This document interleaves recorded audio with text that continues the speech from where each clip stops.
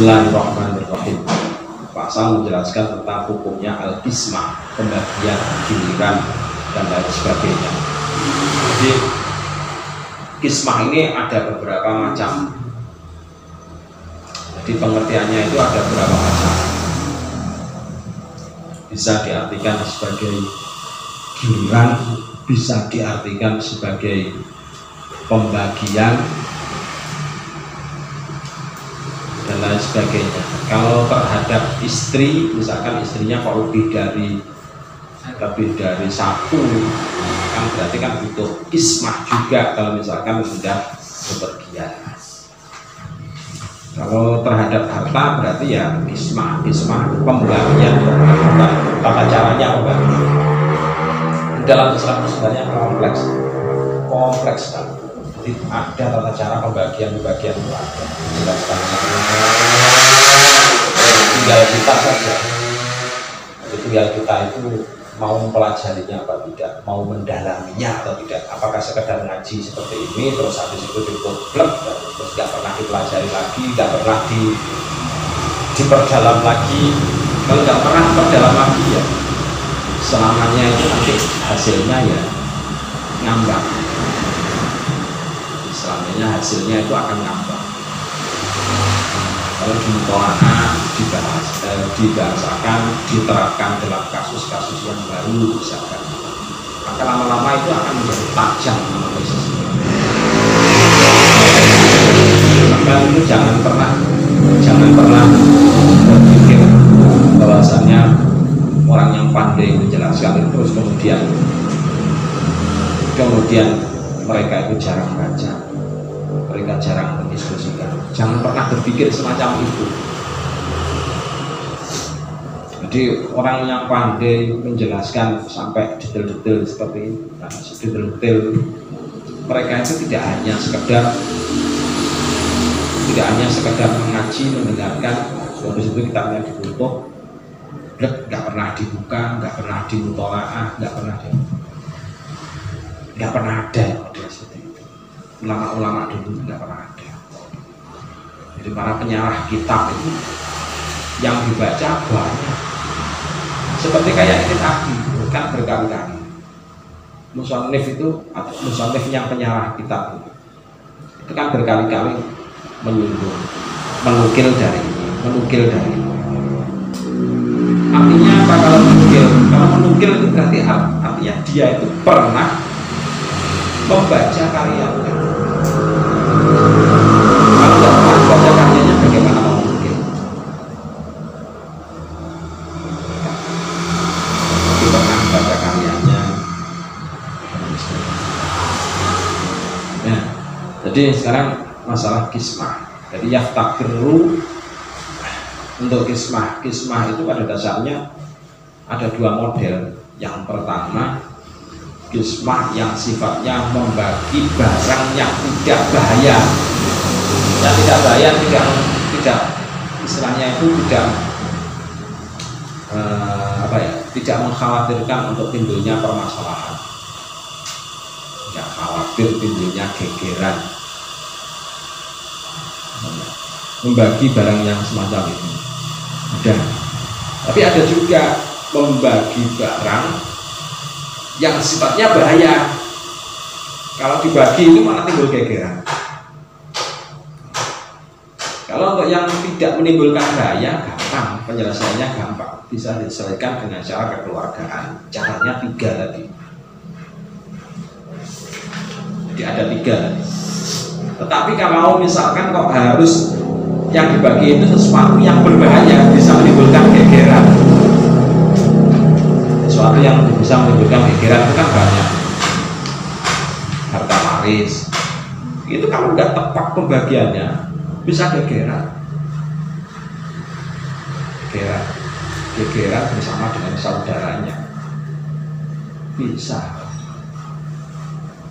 Nah, kalau misalkan kok rawan dengan sesuatu yang bisa menimbulkan, jadi rawan membagi sesuatu yang bisa menimbulkan gegeran semacam itu, maka solusinya bagaimana? Solusinya yang manggil pamong. Solusinya manggil pamong, aparat aparat ini dinamakan dengan istilah al-qasim. Jadi aparat ini dinamakan dengan istilah al-qasim. Nah, jadi aparat itu nanti fungsinya apa? Yang menjembatani terjadinya pembagian. Makanya dalam hal ini berarti kedudukannya aparat, kedudukannya al-qasim tadi itu adalah menyerupai wakilnya qadhi. Menyerupai kedudukannya adalah menempati kedudukannya qadhi. Kedudukannya qadhi tempo hari kan sudah ada 15, cirinya ada 15, sudah disebutkan. Nah kalau karena ini sifatnya itu hanya membagi yang sifatnya temporer, kan nggak lama. Namanya qasim ini kan nggak lama, hanya dibutuhkan pada saat terjadinya kasus mendadak, kan begitu, ya kan? Karena nggak lama, maka kemudian syarat-syaratnya juga nggak begitu ketat dibandingkan dengan syarat hakim. Syarat-syaratnya nggak begitu ketat. Syaratnya yang disampaikan itu ada berapa tadi? Sab'atun syara'it. Jadi ada 7 syarat: al-Islam, wal bulugh, wal aqlu, wal hurriyatu, wal tukuriyatu, wal adalatu, wal hisab. Jadi yang dibutuhkan 7 syarat itu Islam, balik, berakal, merdeka, laki-laki. Jadi maksudnya laki-laki itu ya bisa diartikan kalau di sini ditentukan nasnya itu disebutkan dzurriyyah, laki-laki. Tapi dalam kondisi tertentu kadang-kadang itu tidak harus laki-laki, tapi orang yang punya sikap berani. Perempuan pun kadang-kadang juga ditempatkan di sini. Kadang-kadang kalau pamongnya perempuan dan nggak ada pilihan lain, misalkan itu al-dzurriyyatu wal adalah orangnya adil. Orangnya adil itu maksudnya bagaimana? Ya tidak fasik, itu namanya adil. Nggak fasik. Orang yang fasik itu yang bagaimana? Ngerti hukum tapi berani melanggar, itu namanya fasik. Lah orang semacam itu kok disuruh mengadili? Ya nggak adil. Wong hukum untuk dirinya sendiri aja dilanggar, mau menghukumi orang lain. Gitu. Adalah terus malah hisab itu maksudnya orang yang ahli hitung. Jadi ahli menilai, ahli menghitung. Nah dari situ kemudian kalau misalkan ada orang, jadi man kita sofa bidin bidalika lam yakun qasiman, maka orang yang memiliki sifat yang karakter dari 7 itu, kebalikannya dari 7 tadi itu, orang tersebut nggak bisa dijadikan sebagai pamong untuk membagi, nggak bisa. Nanti disogok uang nilai derajat. Ya. Jadi disogok uang nanti nilai derajat. Bisa malah yang dimenangkan yang pakai uang, bukan melihat pada keadilan. Nah, ketujuh hal tersebut tadi juga sifatnya itu tidak dibutuhkan. Amma idalamnya pun al-qasmu mansuban min jihadil qadhi faqad asyara ilaihi musannif bi qawlihi fa in taradaya wa fi ba'din asifa in taradaya. Kalau di depan lagi fa'in tarodo ya syarikani biman yuqsimu bainahuma al-mal al-mustarak lam yaftaqiru fi hadzal qasim ila dalika. Kalau misalkan pihak yang bersengketa yang meminta untuk diadili itu ridho dengan pengadilannya orang, dengan penuntutnya orang tertentu. Jadi biman yuqsimu bainahuma, misalkan ridho untuk menengahi, maka syarat-syarat 7 syarat tadi itu sudah nggak diperlukan, nggak apa-apa. Yang penting adalah kismahnya segera terbagi. ismahnya segera terbagi. Waris itu berarti kan ismahnya harus segera terbagi. Wasiat itu juga ismahnya harus segera terbagi. Soalnya itu haknya mayit, kembalinya itu kepada mayit sebenarnya. Itu ya. Terus fa'lam anal kismah ala talatati anwa'in. Pembagian terhadap suatu hal itu ada 3 model. Ada 3 model pembagian. Pembagian yang pertama, ahaduha al-qismatu bil ajza' wa tusamma qismatul mutasyabihat ka qismatul mithliyah.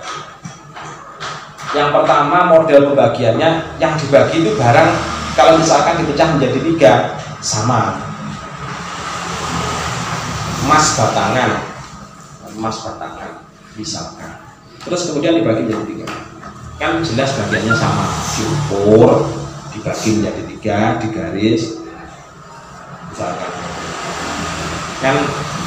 kan setiap bagian kan jelasnya sama,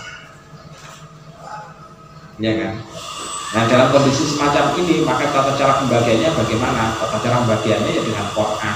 Setelah ditimbang, setelah diukur, kalau misalkan barangnya ditakar ya setelah ditakar, setelah barangnya ditimbang ya setelah ditimbang.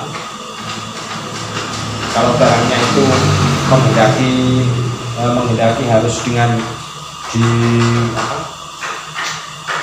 jalan dipotong-potong terlebih dahulu ya dipotong-potong. Nah dalam kondisi yang demikian itu malnya namanya mal mustarok, malnya kan mal yang serupa, mal milik bersama tapi mutasyabihat, malnya kan serupa. Nah untuk menentukan bagian masing-masing kan tinggal tinggal menentukan, jadi tinggal menentukan itu cara-cara yang pertama. Jadi malnya itu berupa mal mithliyah, mal yang serupa. Mal yang kedua, untuk tata cara pembagian yang kedua, malnya itu berupa bukan mal mithliyah, malnya itu mal mukhtalaf, mal yang diperselisihkan, berbeda soalnya. Mal yang mukhtalaf ini yang bagaimana? Contohnya bumi yang satu dekat jalan, yang satu tidak dekat jalan. Harganya yang dekat jalan dengan yang tidak dekat jalan lebih mahal kan? Lebih mahal dekat jalan. Lebih mahal dekat jalan.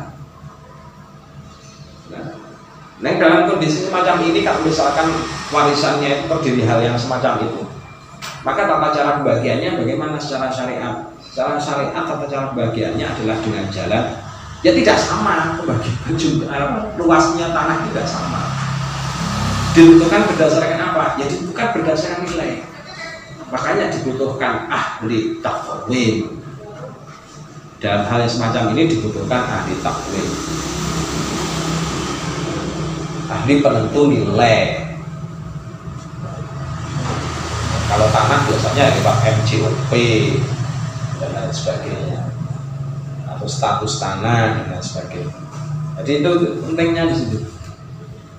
Yang satu ada tanah, yang satu dekat dengan mata air, yang satu tidak dekat dengan mata air. Lebih mahal mana? Lebih mahal yang dekat mata air, karena yang dekat mata air harganya lebih mahal, maka jelas bagiannya tanah itu menjadi tidak sama. Itu namanya mal mukhtalaf. Kalau tadi yang pertama mal mithliyah mutasyabihat. Kalau yang mal kedua mal mukhtalaf. Yang ketiga itu malnya setengahnya mithliyah, setengahnya mukhtalaf. Setengahnya mithliyah, setengahnya mukhtalaf.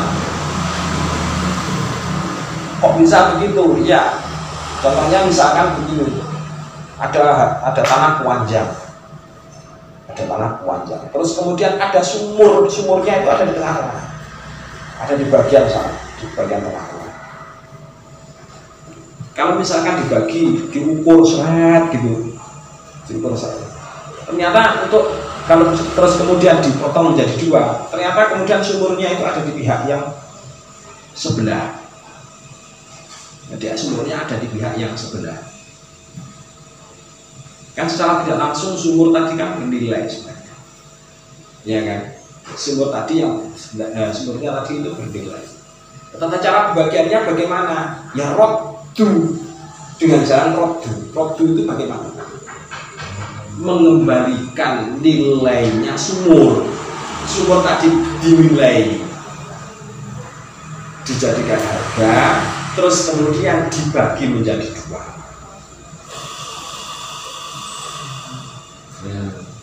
Jadi istilahnya itu kayak istilah syuf'ah, kata syuf'ah, jadi mengganti rugi. Jadi gara-gara ada sumurnya tadi itu, terus kemudian diganti rugi, ditambahi. Oh ini yang karena di sini ada sumurnya di bagian saya, maka ini saya kembalikan berupa uang. Makanya ada roddu. Nah sekarang kalau misalkan itu dikembalikan pada istri, ya. Kalau misalkan ada suami dengan istri, terus suaminya mau bepergian, dia mau mengajak salah satu istrinya, kira-kira mengikuti pembagian yang mana? Dengan jalan Qur'an. Berarti statusnya istri itu masuk yang mana?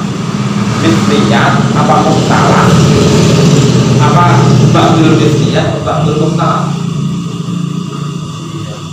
Bidniyat, jadi masuk kelompok bidniyat. Nah kalau sampai itu terus pada waktu ikut gerak jalan atau ikut jalan sehat, terus kemudian ada undian. Nah undian di situ masuk kelompok mana?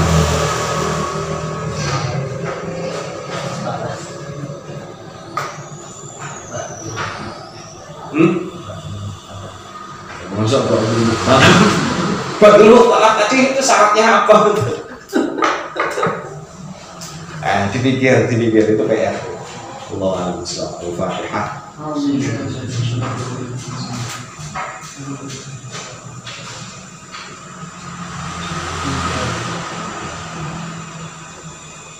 Assalamualaikum warahmatullahi wabarakatuh.